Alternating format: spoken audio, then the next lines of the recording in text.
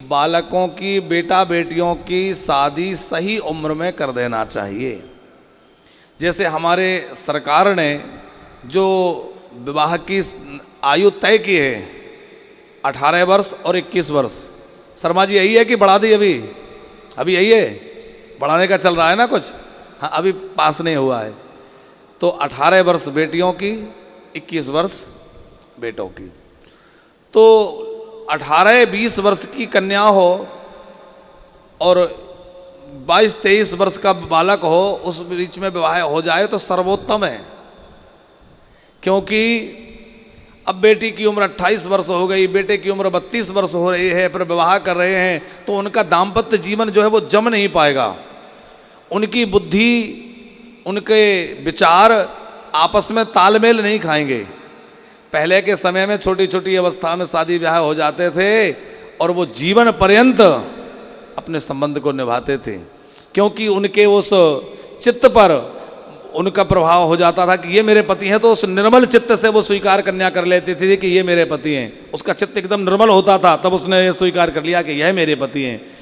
उस बालक ने, जिसकी बुद्धि अभी निर्मल थी, उसने हृदय से स्वीकार कर लिया कि यह मेरी पत्नी है, मेरी धर्म पत्नी है, अर्धांगिनी है। तो जीवन पर्यंत वो प्रगाढ़ स्नेह बंधन में बंधे हुए जीवन व्यतीत करते थे। आज दाम्पत्य को लेकर कितनी समस्याएं हैं, कितने झगड़े हैं, कितनी परेशानियां हैं। आज अपने माँ बाप को साथ न रख पाने का एक बड़ा कारण है बड़ी उम्र में विवाह होना। आप लोग कहेंगे महाराज जी आप किसी को कहीं भी जोड़ते हैं, इसका क्या लेना देना है? कैसे? जब कोई बेटी बहुत बड़ी उम्र में शादी होकर आई तो वह स्वतंत्र विचारों की हो गई। उसने माता पिता का अनुशासन अधिक नहीं देखा, माता पिता के अनुशासन में 20 वर्ष तक रही। उसके बाद वह अपने स्वेच्छा से, अपने स्वतंत्र रूप से रहने लग गई। अब वो 30 वर्ष की उम्र में विवाह होकर आ रही है तो उसने 10 वर्ष 8 वर्ष का जीवन स्वतंत्र रूप से जी लिया है। अब वो किसी के अनुशासन में, सास ससुर के मार्गदर्शन में, उनके अनुशासन में रहना स्वीकार नहीं करेगी। उनकी रोक टोक उसको कभी अच्छी नहीं लगेगी। वो कभी नहीं चाहेगी कि मेरे साथ ये रहें और मुझे कुछ अलग से निर्देश करें, कुछ बतलाएं। और वो स्वतंत्रता नहीं है।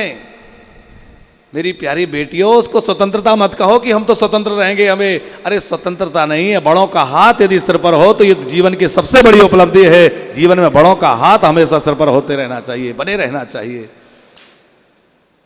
जो बड़े हमारे लिए रोक टोक करते हैं वो हमारे लिए बहुत काम की बातें हैं, क्योंकि बड़ों की छोटी छोटी रोक टोक हमारे जीवन को संवारने के लिए होती हैं। वो छोटी छोटी रोक टोक हमारे जीवन को बहुत उज्ज्वल बनाने वाली होती हैं। लेकिन बड़ी उम्र में विवाह होने के बाद बेटियां सास ससुर को, परिवार को, किसी को अपने साथ रखना पसंद नहीं करती।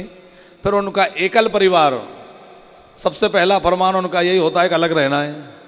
तो वो एकल परिवार पसंद करेंगी, क्योंकि उनकी विचारधारा स्वतंत्र हो चुकी है। वो दूसरे माता पिता को एक्सेप्ट नहीं करेंगी, स्वीकार नहीं करेंगी, उनको अपना माँ बाप नहीं मानेंगी। उनके अंदर वो भेद बुद्धि आ जाएगी। चूंकि उन्होंने बहुत सारी दुनिया देख ली तो उनका चित्त किसी जगह, एक जगह जल्दी नहीं टिकने वाला है। बहुत सारी बातें हैं जिनको आप समझ सकते हैं। तो वो कई जगह उसका चित्त वृत्ति टिकी हुई है, तो अब वह एक स्थिर नहीं हो पाएगी। तो इसलिए सही उम्र में बच्चों का विवाह कर देना बहुत आवश्यक है।